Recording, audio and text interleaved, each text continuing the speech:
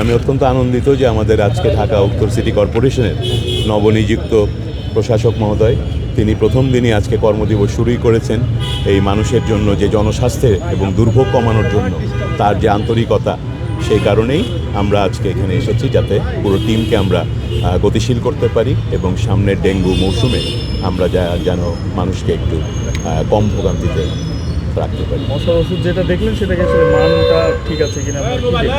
জি, যেটা দেখলাম সেটার মানটা ঠিক আছে, তার চেয়ে বড় কথা একটা সিস্টেম ওখানে আছে কিনা সেটা আমরা দেখলাম এবং আমরা সুন্দরভাবে দেখতে পেলাম যে বছরই দুবার করে এগুলো আমদানি যখন করা হয় তখন বিভিন্ন পর্যায়ে প্রয়োজনীয় 2-3টি যে টেস্ট করা দরকার সেগুলো নিয়মিত করা হচ্ছে এবং এই পদ্ধতিটা যেন চলমান থাকে সে ব্যাপারে আমরা জোর দিচ্ছি। কিউলেক্স মশার জন্য তো আসলে আপনাদের নগরবাসী অনেক ভোগান্তি হচ্ছে, সেই ব্যাপারে আপনারা কোনো উদ্যোগ নিচ্ছেন কিনা বা আপনারা আলোচনা করেছেন কিনা?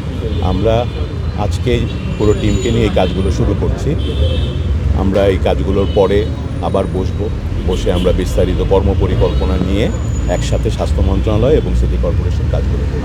আজকে আমাদের দুজনের একসাথে উপস্থিতি এটাই প্রমাণ করে যে আপনি যথার্থই বলেছেন, আমাদের প্রশাসনে বা যে কোনো জনস্বাস্থ্য কর্মসূচি বলুন, অন্যান্য কর্মসূচিতে অনেক সময় দেখা যায় সমন্বয়ের অভাব, যেটা আমাদের কাজকে ক্ষতিগ্রস্ত করে।